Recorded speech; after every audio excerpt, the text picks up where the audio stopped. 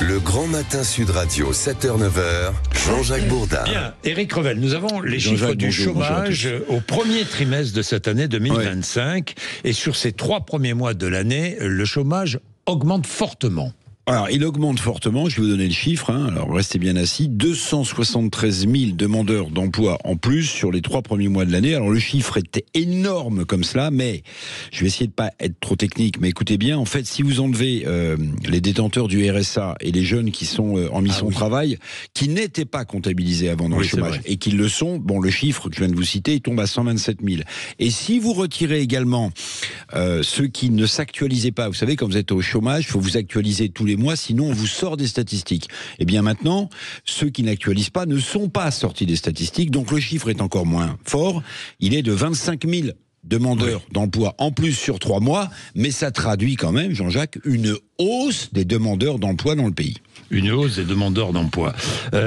Bon, comment expliquer ce phénomène? Et pourquoi cette hausse de demandeurs d'emploi? Alors, je vous le disais, parce qu'il y a d'abord ce calcul un peu technique, de nouvelles règles qui sont appliquées par la DARES, bon, très bien, donc des nouvelles règles, mais on pouvait craindre pire. Concernant le RSA, par exemple. C'est ce que je viens de vous dire. Concernant le RSA, en fait, avant, ils n'étaient pas comptabilisés, maintenant ils le sont, donc mécaniquement, ça fait monter le chiffre du chômage. Évidemment. Mais on pouvait craindre le pire, parce que vous le disiez tout à l'heure, vous le rappeliez tout à l'heure, Jean-Jacques, on a assisté à la multiplication des plans sociaux dans ce pays depuis ces derniers mois.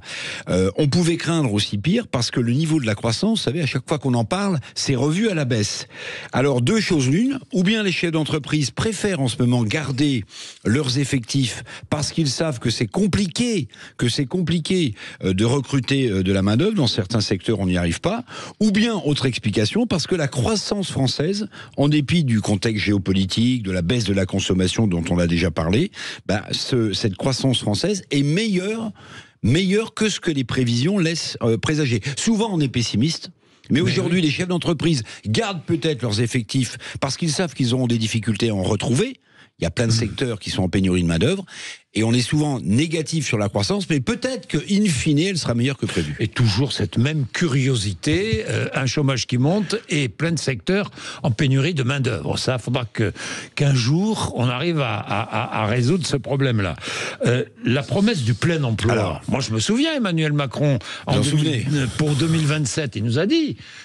Je vous promets le plein emploi. Il ne tiendra pas cette promesse. C'est sûr que le chef de l'État, il va louper cet objectif aussi. Évidemment. Je rappelle que le plein emploi, Jean-Jacques, c'est pas zéro chômeur. Le plein emploi, c'est ce qu'on appelle un taux de chômage à 5%, qu'on considère comme incompressible. Mais là, aujourd'hui, on est à 7,3%.